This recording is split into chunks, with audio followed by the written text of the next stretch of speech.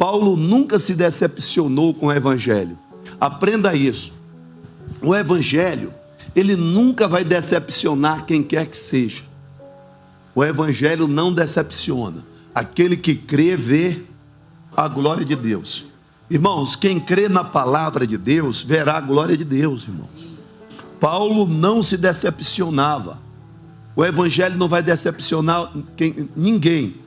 Às vezes, alguém será decepcionado, e acontece, por um sacerdote, será decepcionado por alguém que faz a obra de Deus, irá se decepcionar com um membro de uma igreja, pode até se decepcionar, tá? Aqui, pode se decepcionar aqui, ali, acolá, com um ser humano, ou com a prática de alguém. Mas o evangelho em si, não, ele é eficaz. O apóstolo Paulo, em outra oportunidade, disse que a palavra de Deus é viva e eficaz, quer dizer, soluciona, resolve qualquer problema.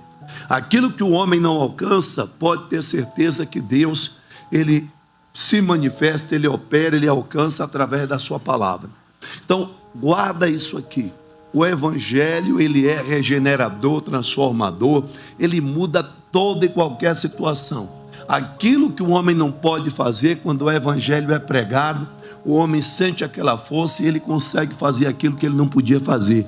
Não pela força própria, mas pela força de Deus que ele recebe quando ouve o evangelho.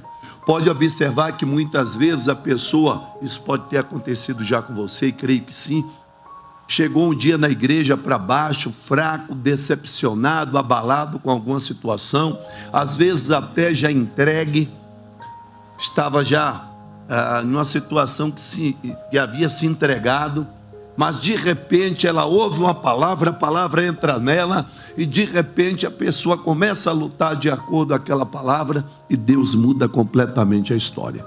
Então, em Romanos 1,16, Paulo disse: não me envergonhe do evangelho. Não me envergonho. O evangelho, ele não envergonha ninguém. Não, porque não me envergonho do evangelho de Cristo, pois é o poder de Deus para a salvação. O evangelho não é mais uma religião que criaram, não, irmão. Chega dessa coisa de religião. A religião não faz nada por ninguém. Religião não ajuda, na minha humilde opinião, que pelo menos eu nasci na religião predominante no país, porque minha mãe já era praticante da religião predominante no país, e depois tive uma breve passagem pelo ocultismo, e nada disso resolveu minha vida. Quem resolveu minha vida foi Cristo. Minha mãe me deu uma Bíblia de presente, se converte, me dá uma Bíblia de presente, comecei a ler a Bíblia, e comecei a ter um encontro com Deus, e hoje eu estou aqui, e agora sim, agora as coisas mudaram. Quando mudou, pastor? Mudou quando eu recebi o evangelho, quando eu li ali, comecei a ler, fui para a igreja, comecei a ouvir a palavra, foi entrando em meu coração, minha vida mudou, como a vida de milhões de pessoas no mundo todo tem mudado, porque o evangelho muda a história, muda a vida da pessoa. Agora a pessoa precisa vir para a igreja e absorver aquilo que lhe é pregado, ela precisa deixar o que lhe é pregado entrar nela. Porque quando fala pregar, já está falando, é enfincar. O pastor procura enfincar a palavra dentro do seu coração. E aí você precisa ter o coração aberto para receber essa palavra, porque essa palavra vai mudar a sua vida. Então não me envergonhe do evangelho, porque o evangelho é o poder de Deus, é Deus se manifestando.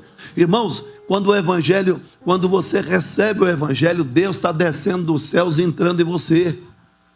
Deus está entrando em você, está se misturando com você. E em uma hora dessa, Deus se mistura ali com todas as suas células. Se porventura tiver alguma doente, ela vai ser curada na hora. É por isso que quando o pastor está pregando, e isso já aconteceu várias vezes, a pessoa já está contando testemunho. Ó, pastor, sumiu o mal aqui. O mal sumiu na hora, meu irmão. Quantas vezes? Quando não é dessa forma, é como aconteceu em Marcos capítulo 1, Jesus estava na sinagoga pregando, e de repente, manifestou-se um demônio.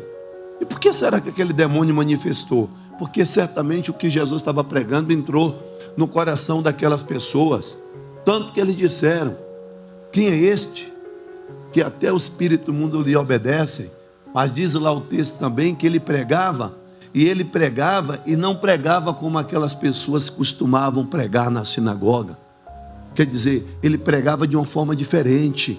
Ele enfincava a palavra mesmo no coração das pessoas.